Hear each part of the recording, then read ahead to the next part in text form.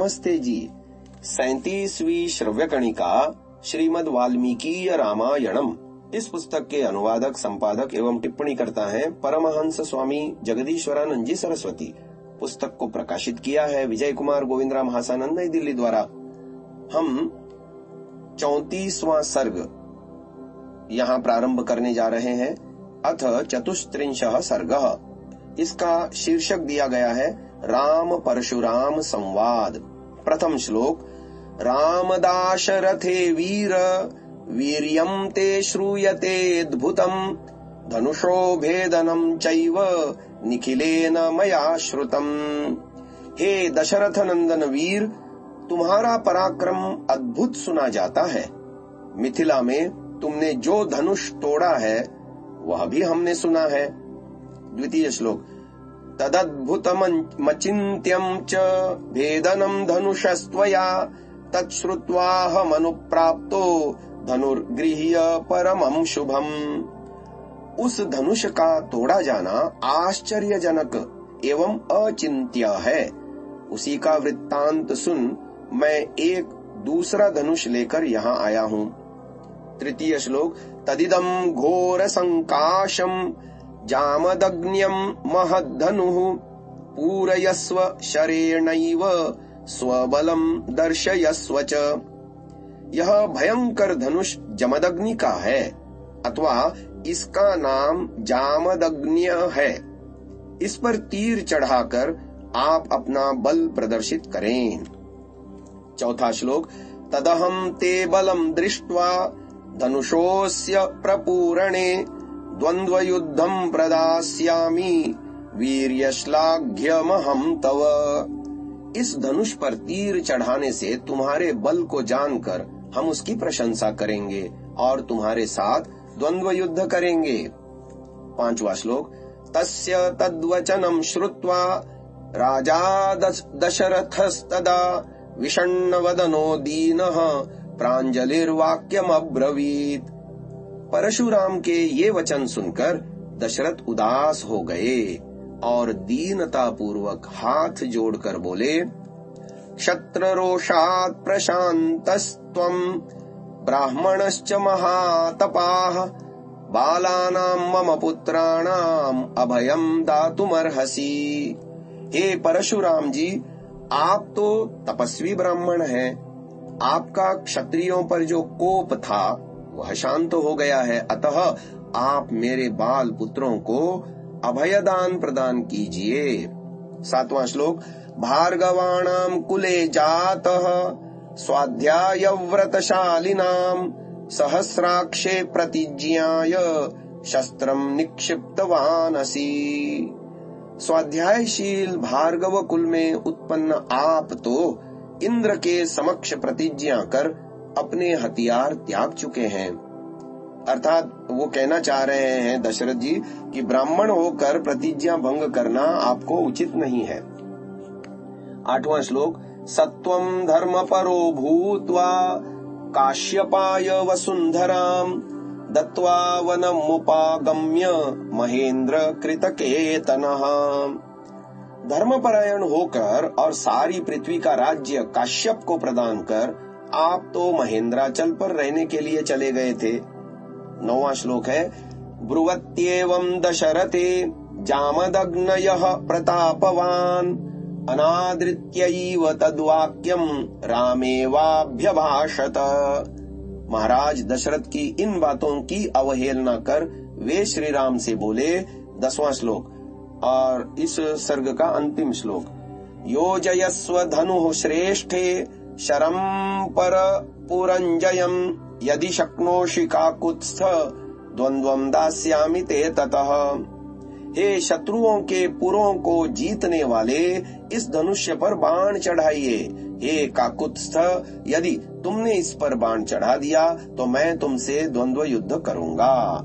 यहाँ पर 34वां सर्ग समाप्त होता है। अथ पंचत्रिंशः सर्गः, अर्थात 35वां सर्ग, जिसका शीर्षक है परशुराम का पराभव। प्रथम श्लोक। श्रुत्वा तु जामदग्न्यस्य वाक्यं दाशरथिस्तदा गौरवाद्यन्त्रिकतः पितुराममथा ब्रवीत। परशुराम जी के वचन सुन श्री राम अपने पिता महाराज दशरथ के गौरव से यानी पिता का आदर करते हुए मंद स्वर से बोले। द्वितीय श्लोक। श्रुत्वानसि यत्कर्म कृत्वानसि भार्गव अनुरुध्यामहे ब्रह्मन् पितुरान्निर्ण्यमास्थितः। हे परशुराम जी, आपने जो कर्म किए हैं वे सब मैं सुन चुका हूँ। आपने अपने पिता के मारने वालों से जो बदला लिया है वह भी मुझे ज्ञात है। तृतीय श्लोक। वीर्यहीनमिवाशक्तम् क्षत्रधर्मेण भार्गव अवजानासि मे तेजः पश्य मे अद्य पराक्रमम्। परंतु आप जो यह समझते हैं कि हम वीर्यहीन हैं, हम में क्षात्र धर्म का अभाव है, यह ठीक नहीं है। आज आप मेरा पराक्रम देखिए। चौथा श्लोक। इत्युक्त्वा राघवः क्रुद्धो भार्गवस्य शरासनम् शरं च प्रतिजग्राह हस्ताल्लघु पराक्रमः। ऐसा कहकर और क्रुद्ध होकर पराक्रमी राम ने परशुराम के हाथ से धनुष और बाण खींच लिया। पांचवा श्लोक। आरोप्य सधनु रामः शरं सज्यं चकारः जामदग्न्यं ततो रामं रामः क्रुद्धो ब्रवीदिदम्। श्री राम ने उस पर चिल्ला चढ़ाकर और तीर को खींचकर क्रुद्ध हो परशुराम से कहा।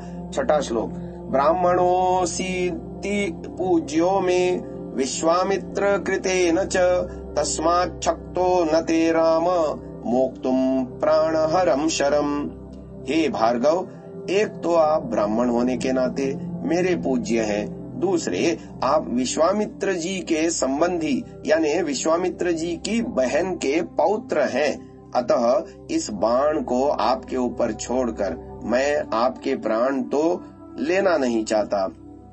सातवां श्लोक। इमाम वा त्वद्गतिम राम तपोबल समर्जितान लोकान प्रतिमान वापि हनिष्यामीति मे मतिः। किंतु इस बाण से या तो आपकी गति को अर्थात लंगड़ा करके चलने फिरने की शक्ति को अथवा बल और तप द्वारा प्राप्त आपकी कीर्ति को नष्ट करूंगा। आप जो चाहे वही किया जाए। आठवां श्लोक। तेजो भी हत वीर्यत्वा जामदग्न्यो जडीकृतः रामं कमलपत्राक्षं मंदम मंदमुवाचः। श्री राम के तेज के समक्ष जब परशुराम जी जड़ के समान वीर्यहीन हो गए, तब वे कमल नेत्र राम से धीरे धीरे कहने लगे। नौवां श्लोक। काश्यपाय मया दत्ता यदा पूर्व वसुंधरा विषये में न वस्तव्यमिति माम काश्यपो ब्रवीत। हे राम, क्षत्रियों का वध करके जब मैंने यह भूमि काश्यप मुनि को दी थी, तब उन्होंने कहा था कि आज से तुम हमारी भूमि या राज्य में न बसना। 10वां श्लोक। सोहम गुरुवचः कुर्वन् पृथिव्याम न वसे निशाम तदिमाम त्वं गतिम वीर हंतुम नार्हसि राघवः। अतः गुरुवचन का पालन करता हुआ मैं रात्रि में पृथ्वी पर नहीं रहता, इसलिए हे राघव, आप मेरे चलने फिरने की शक्ति को नष्ट न कीजिए। 11वां श्लोक। लोकास्त्व प्रतिमा राम निर्जितास्तपसा मया जहि तांचर मुख्येन मा भूतकालस्य पर्ययः। हे राम, हमने तप द्वारा जो कीर्ति और यश प्राप्त किया है उसको इस बाण से समाप्त कर दीजिए। जल्दी कीजिए, इस कार्य में विलंब न हो। अब यहाँ पर यश के शब्द को लेकर पाद टिप्पणी दी गई है। परशुराम ने अपने तप और बल के द्वारा कहीं आकाश में कोई लोक संग्रहित नहीं किया था, अपितु अपने तप और भुजबल से 21 बार क्षत्रियों का विध्वंस करके जो यश और कीर्ति प्राप्त की थी, उसी को यहाँ लोक शब्द से कहा गया है। राम ने उसे परास्त कर उसके सारे गर्व और गौरव को, यश और कीर्ति को धूल में मिला दिया। क्या परशुराम का एक उदीयमान योद्धा से पराजित हो जाना उसके यश को बट्टा नहीं लगाता? यहाँ पर विशेष बात यह है कि महर्षि वाल्मीकि ने परशुराम की घटना का वर्णन उस समय किया है जब बारात अयोध्या के लिए लौट रही है। इसके विपरीत तुलसीदास ने इस घटना का वर्णन धनुष भंग के तुरंत पश्चात मिथिलापुरी में ही किया है। दूसरी बात, तुलसीदास जी के वर्णन में लक्ष्मण जी बीच बीच में बोलते हैं, परशुराम को चिढ़ाते हैं और उन्हें क्रोध दिलाते हैं। यतिवर लक्ष्मण का ऐसा चित्रण आर्य मर्यादा और शील के सर्वथा विरुद्ध है। ऐसा प्रतीत होता है तुलसीदास जी लक्ष्मण जी का नहीं अपितु ठाकुरों का चित्रण कर रहे हैं। महर्षि वाल्मीकि जी के वर्णन में श्री लक्ष्मण मौन है और यही शालीनता एवं शिष्टता है। इस प्रकार चाहे हम प्रामाणिकता की दृष्टि से देखें अथवा आर्य विचार, आचार विचार और मर्यादा की दृष्टि से आदि कवि वाल्मीकि का वर्णन ही उपयुक्त है।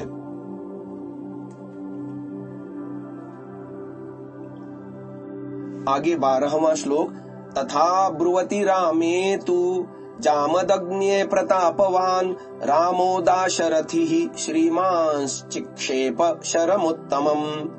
जब प्रतापी परशुराम ने श्री राम से ऐसा कहा तब श्री राम ने उस उत्तम बाण को छोड़ दिया।